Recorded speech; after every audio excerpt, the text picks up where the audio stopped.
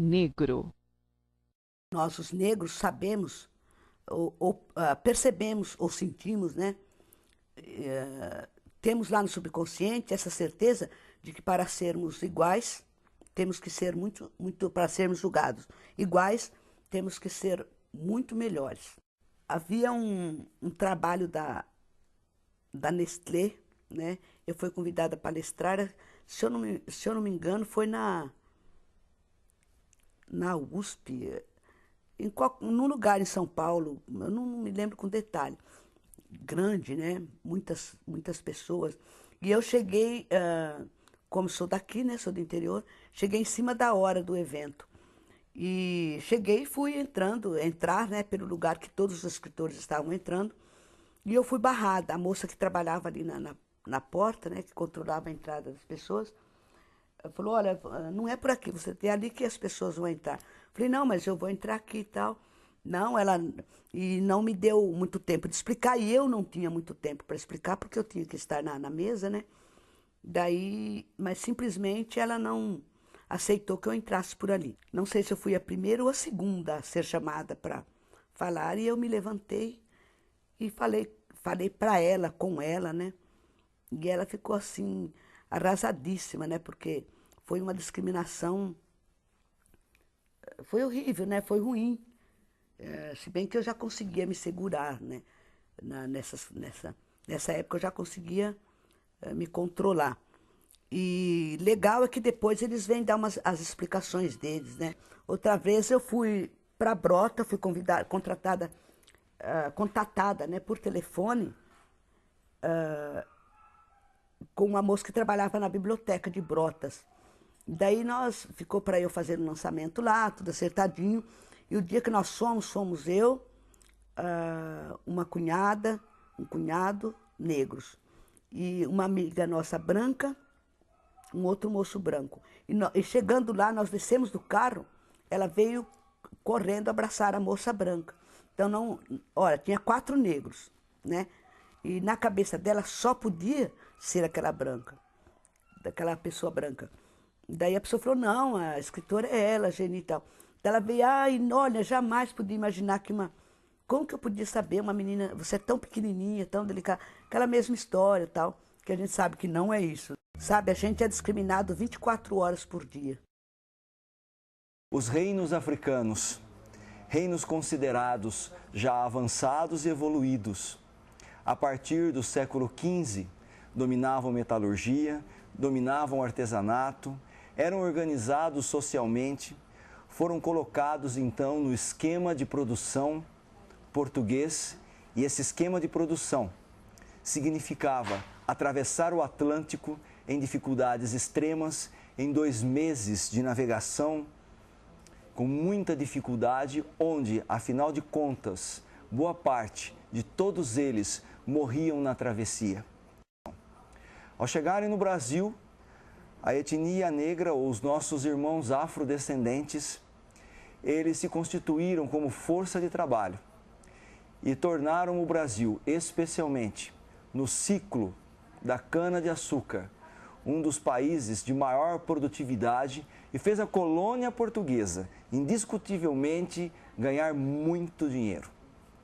O ciclo que começou econômico, ele se transformou em social, porque, afinal de contas, cada grande fazenda, com sua casa grande, com seu senhor, com sua senhora, se constituíam feudos de produção, feudos de riqueza, mas feudos de sofrimento.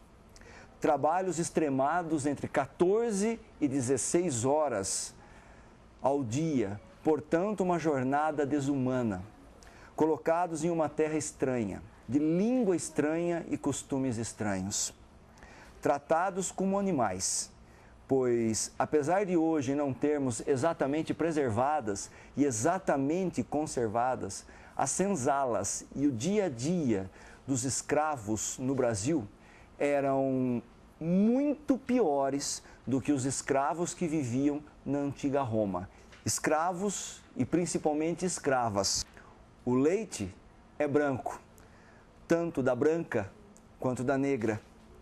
as negras eram colocadas como amas de leite, para que os senhorzinhos pudessem crescer forte com o leite que veio do outro lado do Atlântico.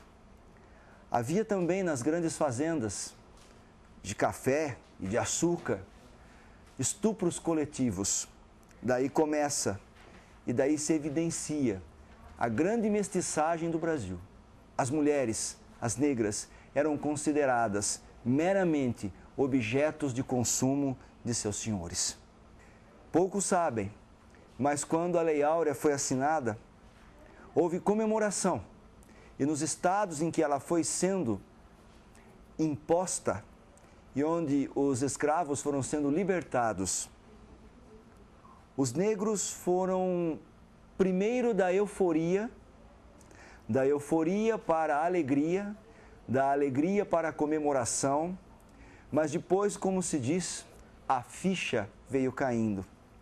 Se não sou mais escravo, não pertenço mais a ninguém. E se não pertenço mais a ninguém, sou livre. Pertenço a quem? Pertenço ao nada. Pertenço à margem. E foi justamente em torno dessa margem, das primeiras ferrovias do café, que como grupos coletivos, muitos foram seguindo as ferrovias como se ao final delas eles pudessem encontrar um sentido para suas vidas. E lá, ao final das ferrovias, encontravam cidades. E nas cidades foram formando, também à margem, os primeiros grandes grupos empobrecidos, discriminados e excluídos, mestiçados ou não, conservando a originalidade da sua cor ou sofrendo um branqueamento. Lá começaram a ser tratados como cidadãos de segunda classe, excluídos pela cor, excluídos pela história, excluídos pela situação econômica social. Como seres humanos, depois como brasileiros, aprendemos a ver que, afinal de contas, pessoas não se resumem à melanina, que pessoas não se resumem à pigmentação, que pessoas não se resumem à antropologia que se evidencia num crânio, numa face, num cabelo. Aprenderemos a ver o ser humano com maiores grandezas. Revolte-se e diga não ao preconceito. E supere em si mesmo essas formas bárbaras que um dia cruzaram o Atlântico. Arte. Cada vez mais, quanto mais eu escrevo, eu faço trabalho literário voltado para o negro, mais eu vou descobrindo a sutileza do racismo.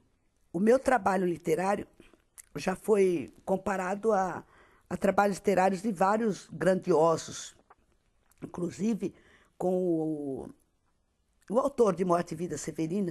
Meu marido achava que você só vive fora de casa e essas pessoas, você só vive...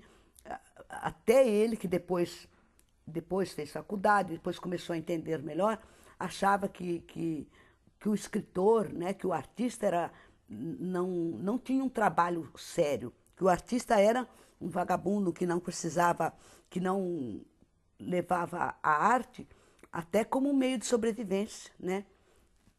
Tanto econômica como emocional. A valorização do trabalho da gente hoje é para a história, é para depois. Na história da literatura, não só na literatura brasileira, mas sobretudo na história da literatura universal, nós não temos uma tradição de grandes escritoras do século feminino. Se a gente começar a pensar em toda a tradição literária, nós temos algumas poucas escritoras na tradição renascentista, pós-renascentista, mas elas começaram recentemente em estudos a aparecer, ou seja, recentemente que elas começaram a ser relembradas, estudadas e algumas até descobertas. É a partir do período romântico, a partir do século XIX já, na Europa, finalzinho do século XVIII, começo do século XIX, e no Brasil, a partir da metade do século XIX, que o papel da mulher passa a ser um pouco mais relevante dentro da literatura, né? Existia, inclusive, um título de literatura feminina, né? Que era um tipo de literatura romântica aconselhável para a mulher na época. Na literatura eu posso citar o caso da brasileira Francisca Júlia da Silva Münster, né? Enquanto ela era Francisca Júlia da Silva, ela quase não era reconhecida. Foi após o casamento com o alemão que ela passa a ser bastante considerada. Ou seja, nós temos novamente a voz europeia aí para reforçar, né, a importância da mulher em seu início, porque parece que no Brasil nós não tínhamos uma voz ainda para afirmar isso.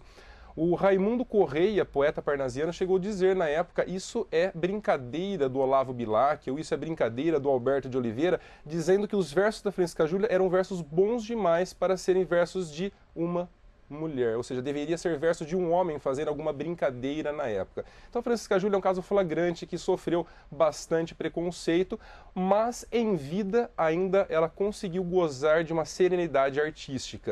Nós temos no Brasil, já contemporâneo, a poetisa e também cantora.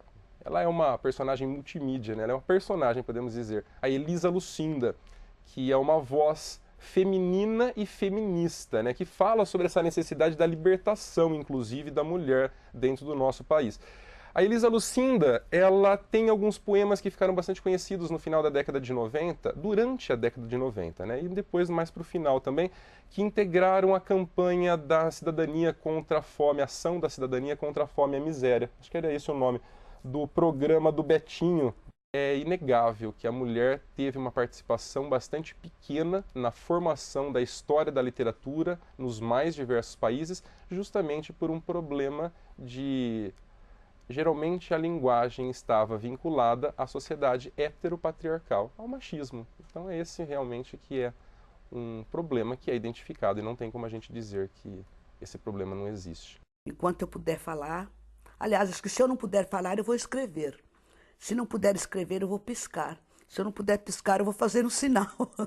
Mas enquanto houver vida em mim, é isso que eu vou fazer, porque isso é a minha própria vida, né?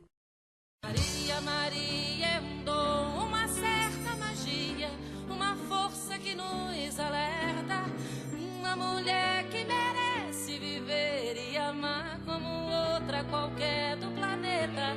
Maria, Maria é o som, é a cor, é o suor, é uma dose mais forte e lenta de uma gente que ri quando deve chorar e não vive apenas